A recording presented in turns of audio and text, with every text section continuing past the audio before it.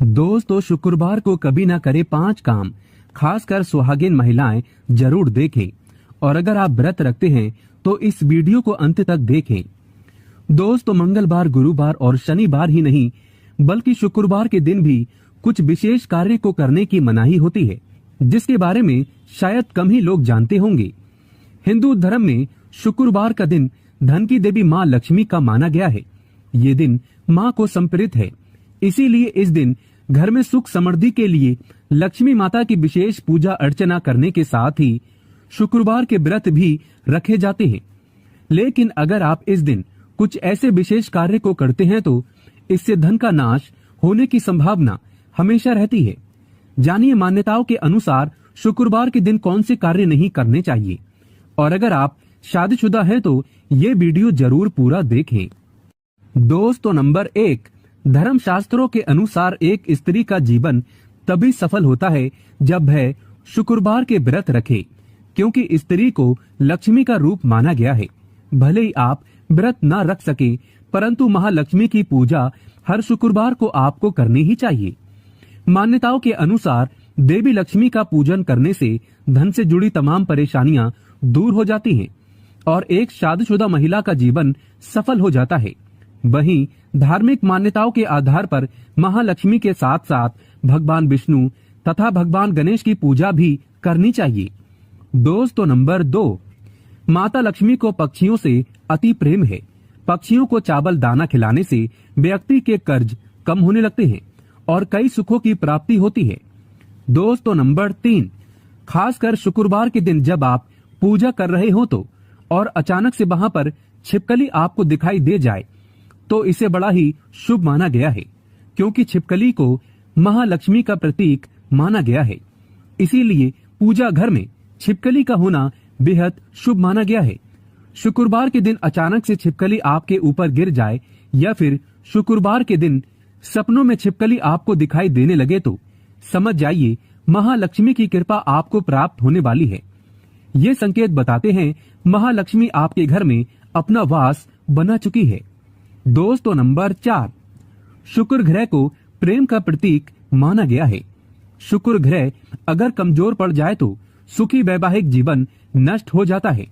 व्यक्ति की बुद्धि काम करना बंद कर देती है, यहाँ तक कि किसी गंदे कारणों की वजह से पति पत्नी में तलाक हो जाता है।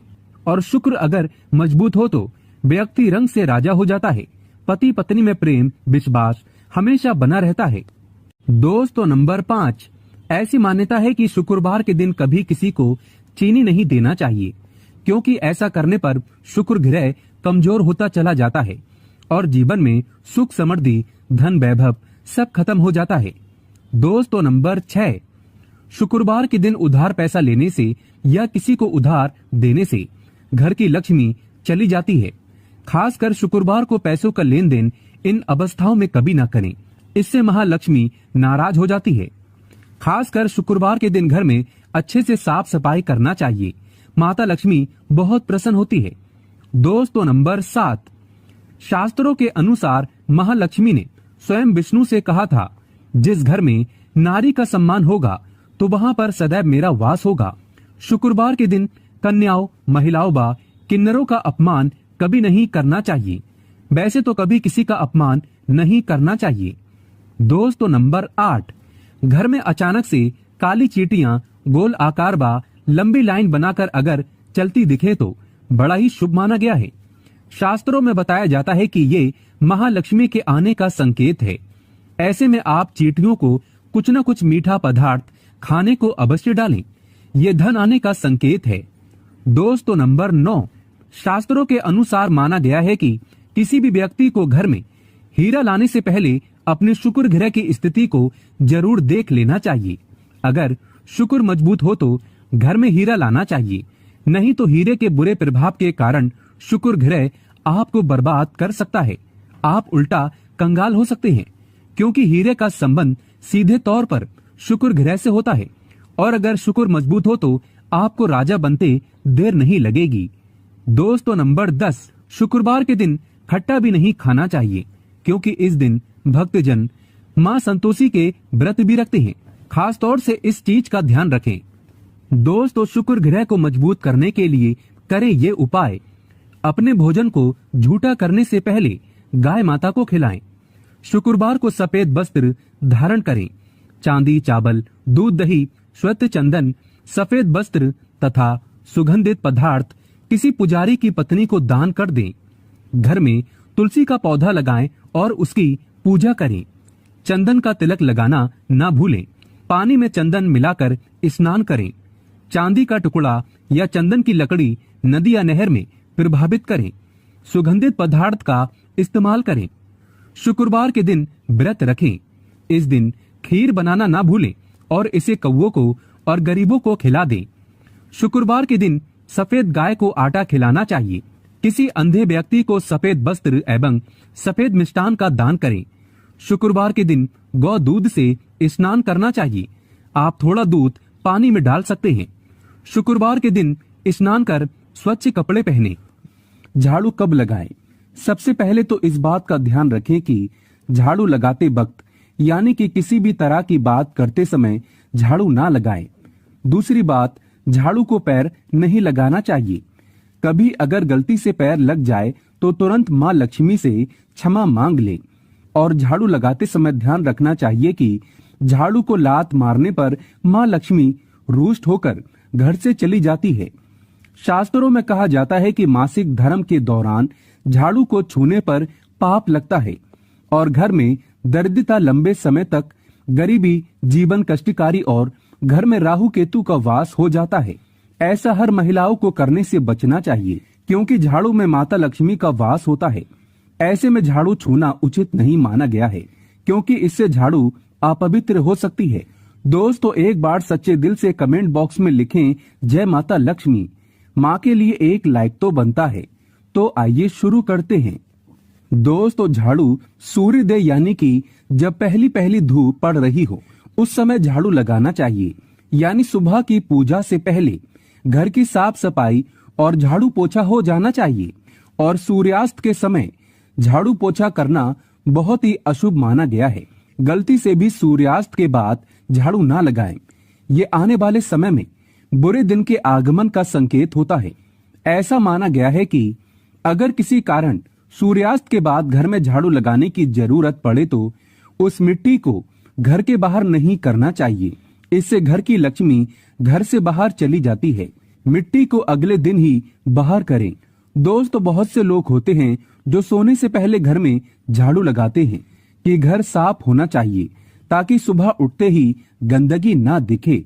लेकिन ये तो गलत बात है। इस तरह बस अंधेरे में झाड़ू दीपावली की पहली रात लगाते हैं क्योंकि इस समय हम दीप दिखाते हुए आ लक्ष्मी देवी को बाहर करते हैं। इसीलिए रोज रोज इस विधि से झाड़ू ना लगाएं।